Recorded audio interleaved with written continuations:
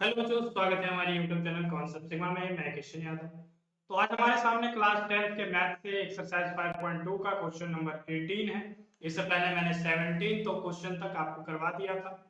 तो आज के क्वेश्चन देखेंगे। इस 18 में क्या पूछा गया आपसे। कहा गया किसी एपी के चौथे और आठवें पदों का योग 24 है तथा छठे और 10वें पदों का योग 44 है। तो इस एपी के प्रथम तीन पद ज्ञात कीजिए, यानी कि A1, A2 और A3। दो पदों का योग मिला के 24 है और दो पदों का योग मिला के 44।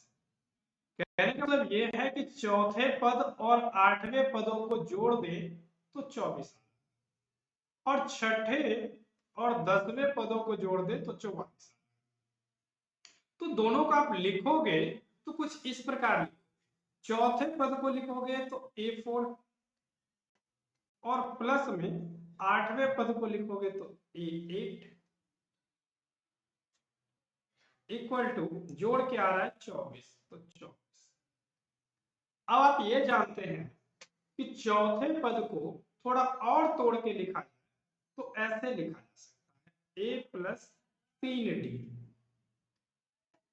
प्लस में आठवें पद को थोड़ा तोड़ के लिखोगे तो लिखोगे A प्लस 7D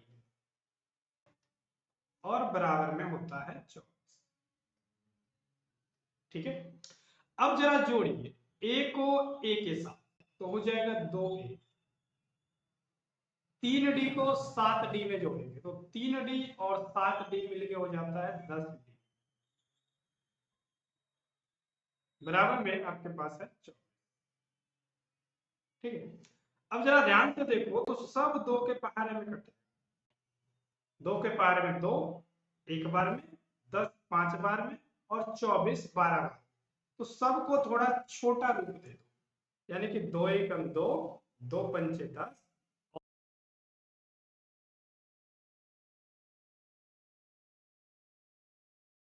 और प्लस में 2 पंचे 10 तो 5D और बराबर में 2 के पहाड़े में 12 बार में तो 12।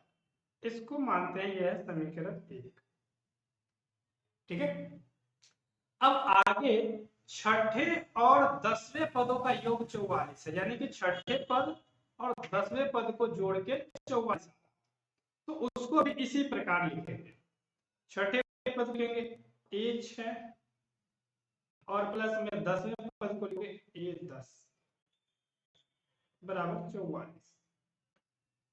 A6 को आप लिख सकते हो A plus 5D, A plus 5D plus में 10वें पद को लिखोगे A प्लस 9D। एक कम हो जाता है तोड़ के लिखने पे बराबर 44। A और A जोड़ दो तो 2A और प्लस में 5D और 9D दोनों को जोड़ हो जाता होता है D बराबर 44। अब ये भी 2 के पहाड़े से कटेगा तो 2 के पहाड़े से कटेगा तो सबको काट लो। ये कटेगा एक बार में, ये कटेगा 7 बार में, ये कटेगा 22 बार। तो 2 एकम 2, 1A इसका 2 सत्ते 14 तो 7D और 2 के बारे में 22 बार में तो 22। इसको मानते हैं ये समीकरण हो गया।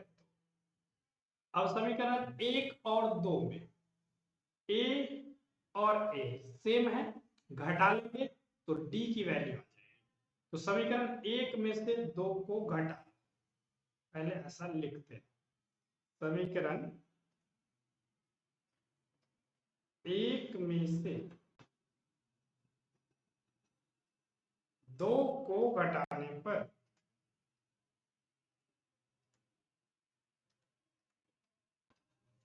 समीकरण 1 आपके पास है A प्लस 5D बराबर 12, वो यहाँ पे लिख लेते हैं A प्लस 5D बराबर 12। दूसरा समीकरण A प्लस 7D बराबर 22, A प्लस 7D बराबर 22 घटाओगे तो घटाने में करते हैं साइन को चेंज। यहाँ नीचे वाला साइन देखना है आपको, तो प्लस है तो माइनस, प्लस है तो माइनस, प्लस है तो माइनस। ए में से ए कैंसिल हो जाएगा, ए से ए कैंसिल, 5 में से 7 घटाना तो बचेगा आपके पास माइनस का 2d। 5 में 7 घटाओ क्या बचेगा माइनस का 2, और 12 में से 22 घटाओगे तो मिलता है माइनस के,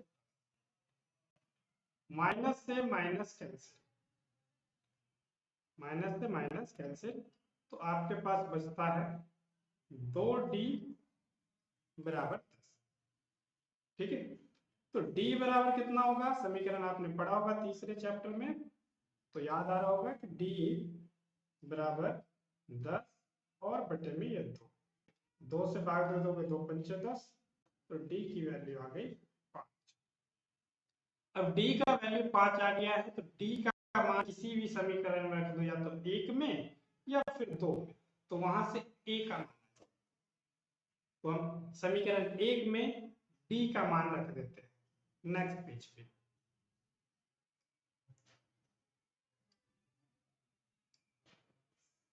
समीकरण 1 में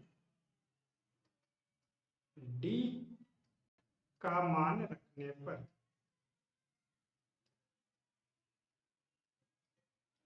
समीकरण 1 क्या था, a प्लस 5d बराबर 12, a प्लस 5d बराबर 12, और हमारे पास d जो आया है वो आया है 5, d आया है 5, तो जहां d है वहां रख देंगे 5, तो a प्लस 5 ये वाला मल्टीप्लाई d की जगह 5 बराबर में 12, a प्लस 5 का गुना 5 में 25 बराबर 12, तो a की वैल्यू आ गई 12 और 25 इधर आके माइनस, तो a बराबर -13, ये हो गया a की वैल्यू। आपसे पूछा गया क्वेश्चन में कि एपी के प्रथम 3 पद ज्ञात कीजिए। प्रथम 3 पद का मतलब A1 A2 A3। A1 का मतलब क्या कि जो A आपका आ गया ये है, तो A1 आपके पास -13 है। A2 निकालने के लिए फॉर्मूला हो जाएगा A plus D, A plus D, यानी कि A में एक बार D को जोड़ दो, तो A जो आ गया है -13 और प्लस D जो है वो है 5, तो 13 में 5 जोड़ोगे यानी कि 13 माइनस का है 5 प्लस का, तो 5 में से 13 घटाना पड़ेगा तो माइनस का 8 बचता है, और A3 बराबर फॉर्मूला हो जाएगा A प्लस 2D, A जो है -13 प्लस में 2 मल्टीप्लाई D, तो D की वैल्यू है 5। ठीक है,